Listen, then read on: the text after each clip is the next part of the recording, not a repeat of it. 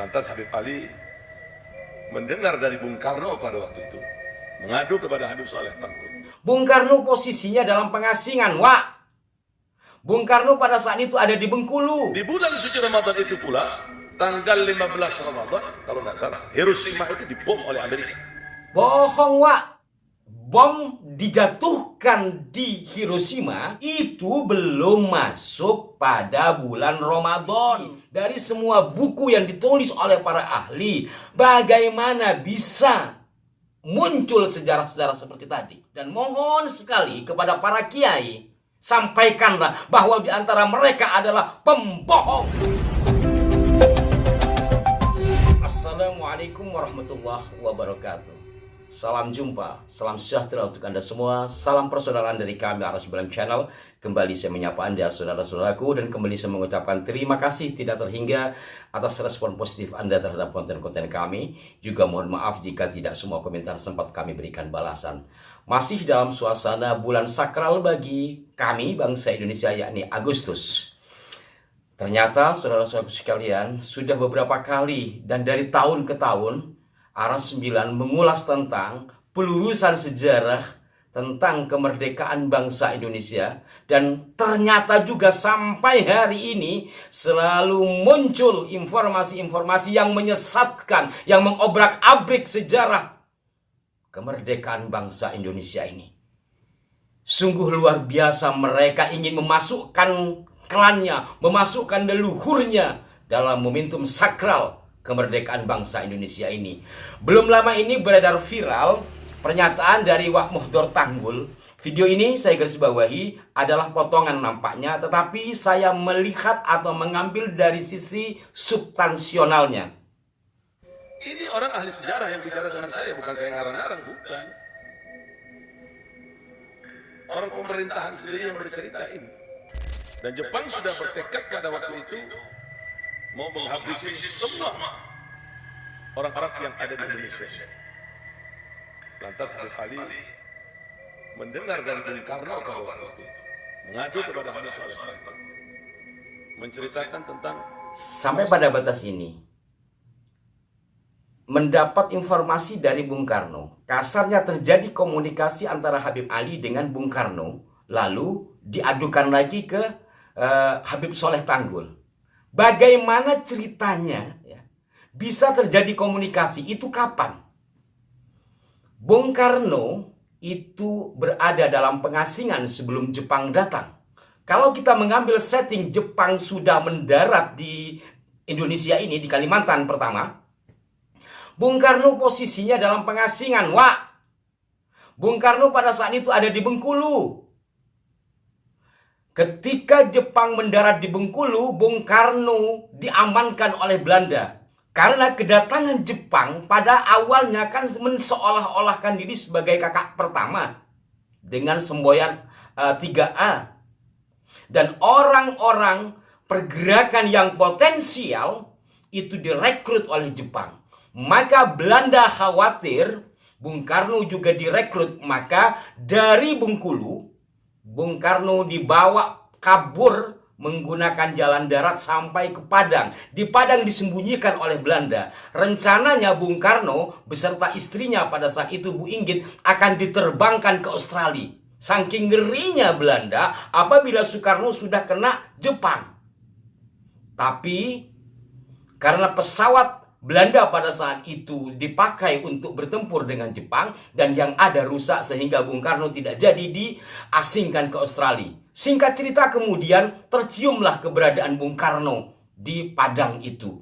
Lalu dengan berbagai cara kemudian Jepang berhasil memulangkan Bung Karno melalui jalan darat.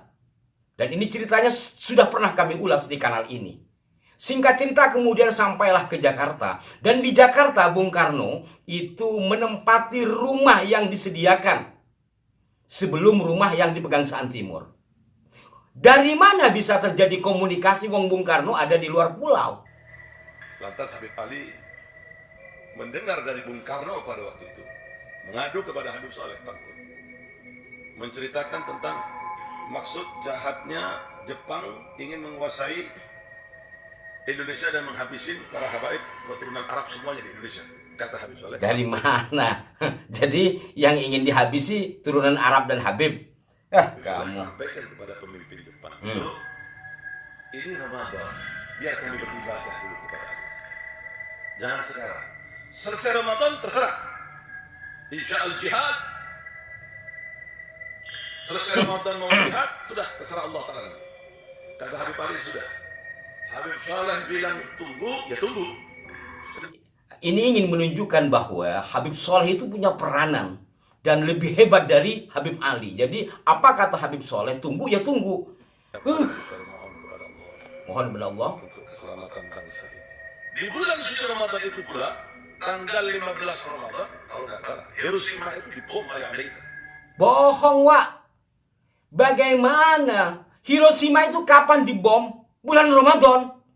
Insya Allah, udah kayak begini masih dipercaya sama muhibbinnya. Saya akan lihatkan aslinya para pemirsa. Saya malas mengulas hal seperti ini dengan menyediakan buku-buku. Tapi biar nggak samalah dengan mereka, saya tetap menyiapkan buku-buku sebagai data pembantah. Ya. Sebenarnya dengan sendiri itu sudah terbantah. Bom dijatuhkan di Hiroshima itu pada 6 Agustus. 6 Agustus itu belum masuk pada bulan Ramadan.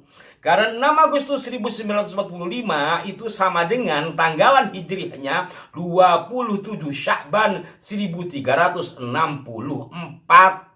Karena nanti proklamasi kemerdekaan kita 17 Agustus itu 9 Ramadan. Tepat hari Jumat yang menurut Profesor Dr.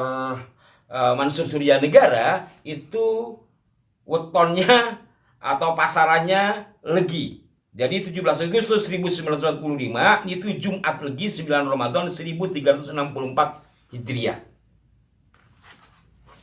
Jadi kalau dikatakan Ramadan Hiroshima dibom, iya bohong. Baik, kita lanjut. Otomatis kepemimpinan Indonesia yang dikuasai Jepang kosong kecuali Kata siapa? Berangkat di Jepang. Ada kamu. Kemudian Habib Ali memerintahkan Bung Karno untuk cepat-cepat membacakan teks proklamasi 17 Agustus ini. Ini bohong besar. Di hari Jumat, insya Allah jam 10. Lalu di rumah siapa sekarang ini? Tidak ada yang berani pada waktu itu. Walaupun pemimpin-pemimpin Jepangnya sudah pulang karena darah Hiroshima dibom oleh Amerika waktu itu. Nggak ada yang berani. Siapa? Rumah siapa ini? Yang rela dijadikan untuk pembacaan teks proklamasi kemerdekaan 17 Agustus. Warga keturunan Yaman yang ikut berjuang.